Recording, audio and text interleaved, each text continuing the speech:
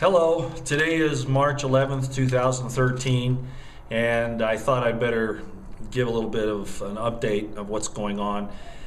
Sorry about the echo. It's kind of windy, and so I'm in a little area that kind of protects me from the wind here, and hopefully the microphone. Now, the other day I mentioned something about 10th Special Forces going to Utah. I wanted to explain a little bit more about that. I did some research, found out what was actually going on.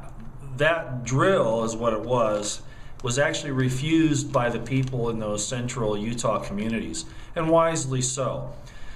What they were going to conduct was a thing called a Robin Sage exercise. And for Special Forces, this is infiltrating communities and trying to win them over to U.S. policies, okay?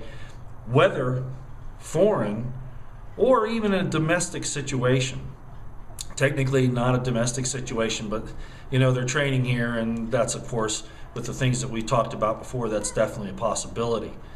Now, they did one of these back in North Carolina, and not everybody got the word.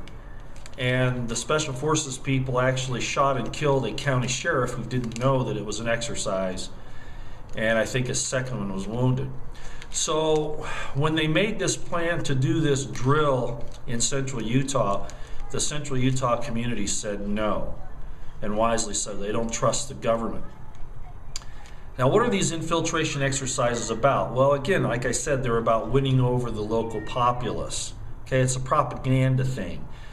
However, one of the things that happens is after this drill, or even during the drill, other Army units will come in there in plain clothes.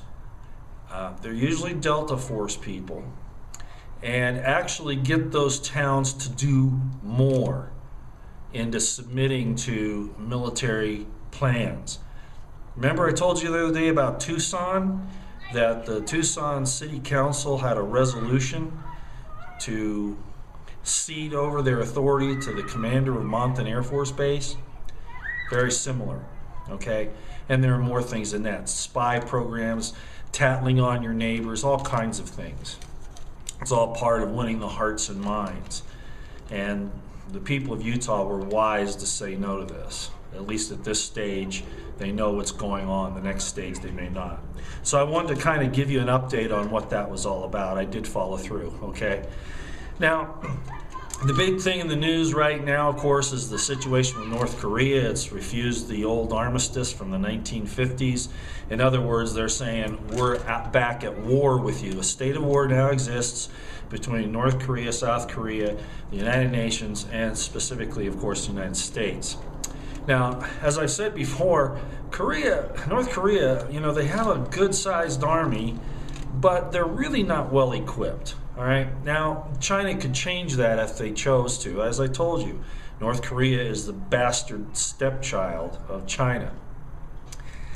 They don't really want to hang on to this, but they're kind of stuck with it.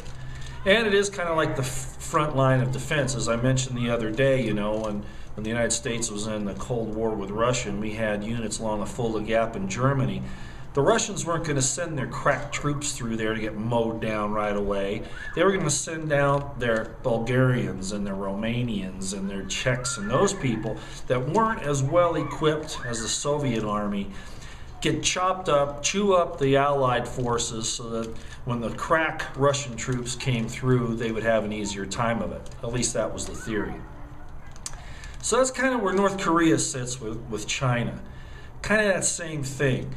Now, they do have nuclear weapons, obviously. They're not the best, and they're certainly not capable of going on a nose cone of an intercontinental ballistic missile. Not at this point, even though they have the missile technology. And guess who gave that to them? Not just Iran. You know, there's this thing a few years ago about Iran sending, you know, secrets to North Korea. But in the mid-1990s, the United States government, Clinton specifically, gave this information to China and North Korea. We shoot ourselves in the foot all the time, and those things are never accidents. This is all about, you know, planning nations against each other and getting power and control and all that stuff. So it's never what it appears. But getting back to North Korea, they still are formidable, okay? They can do a lot of damage. Their conventional forces if they have any other nuclear weapons, they could certainly set them off in the field. I don't think they have the capability to load them in artillery shells or missiles at this point. Where the danger comes for the United States, not just in battles in that area, but in unconventional warfare, guerrilla warfare in the United States. If they have sleeper agents here, now, you know, for years the U.S. has been on guard on this. And you got to understand that, you know, our intelligence would understand all of these different connections that they'd have. But that doesn't preclude some things happening, especially right now with the administration the way it is. A war with North Korea and potentially China getting involved, drawing in Japan, you know, the United Nations and all that. And I don't know how big it will actually get. Right now it's just saber rattling. They're probably trying to get something for themselves. I don't really know in North Korea. But you know, that leader up there, like I said, he's a little pimp. He's a little disgusting pile of cow manure, like a lot of leaders are these days. It seems like you can't find one that isn't, but he's particularly bad. And what they think about North Korea and China, the elites, is that that's the model. So where am I going with that? What I'm saying is this, that North Korea could be used to frighten the American people into submitting more to authority. I'm not doing that. It's kids on a trampoline over there. They want me to wave at them, so I'll do that. Now, war is used especially during times of financial problems, because when there's a financial meltdown, then the people, when they get their attention turned to the war, they forget about what the other hand is doing on this side. And it gets their mind off those things. Nations use war to settle their debt. In other words, to refinance their debt. And we're in a big bunch of debt now, as most Western nations are, and Japan as well. I'm probably getting too involved here, but there's a lot of things that could happen. Unconventional warfare, guerrilla warfare, strikes inside the United States, probably not going to happen, but with the government the way it is, I wouldn't be a bit surprised if they claim it, okay? There's, again, a reason to declare martial law. They could also say, oh, you know what, North Korea and Al-Qaeda, they're allies, and, you know, we've got these right-wing extremists, not true, of course, who would go in with Al-Qaeda in North Korea and cause problems and disruptions and kill people and all that. Don't believe that if you hear it. I don't believe it, and I never will. I don't believe Americans will hurt other Americans, not regular working people. Bombing, you know, federal buildings or whatever, well, what's the military target going to gain there? If they're in cahoots with North Korea, you really think they're going to do that? You know, if they do, then it's not military doing that or militarily trained people. That's just the way it is. All right. So what do you do in all this? I don't know if there could be a nuclear exchange in the Korean Peninsula. I don't know that. Certainly possibility. So, you know, the same thing I always say, food, water, you know, get some protection, you know, those kinds of things. It just makes sense. You know, I don't want to see anybody get hurt, especially the people I love, okay? But that goes for anyone. You know, life is too precious for these nations to do this stuff. But, you know, even our country, you know, we do all these things and hurt our own people so the state can, you know, keep its power. Well, I'm philosophizing again now. Let's move on. Just be aware that this North Korea thing could get kind of nasty, not only in a conventional and maybe possibly even a nuclear, chemical, or biological level over there, but maybe, you know, some type of unconventional thing here. Just stay on your toes. All right. I want to talk a little bit about Senator Elizabeth Warren. Here, she was in the news here a while back where she had bank regulators, along with a lot of other people in the Senate, by the way, but she was the one asking the hard questions. And the one that was really the good one was, why haven't you talked to the regulators? Why haven't you prosecuted any of these too big to fail banks? And nobody could give an answer. Well, you know, we couldn't do it because of this, or we didn't think it was good because of this, or whatever. And she'd say it again, why don't you prosecute the big banks? No, no, no. And of course, they've stolen billions of dollars. They did the whole mortgage bubble thing, the derivatives bubble. You know, the Federal Reserve now is giving them $85 billion a month, maybe even more. You know, and they're still doing these things all around the world, much less here. You spit on the sidewalk, you know, you get, and she even made this point, Senator Warren said, you know, I'm really concerned here. These people have done these hideous crimes, and yet our states and local governments and even the feds are going after little people for idiotic little offenses and throwing the book at them. Hey, that's tyranny. That's exactly how it works.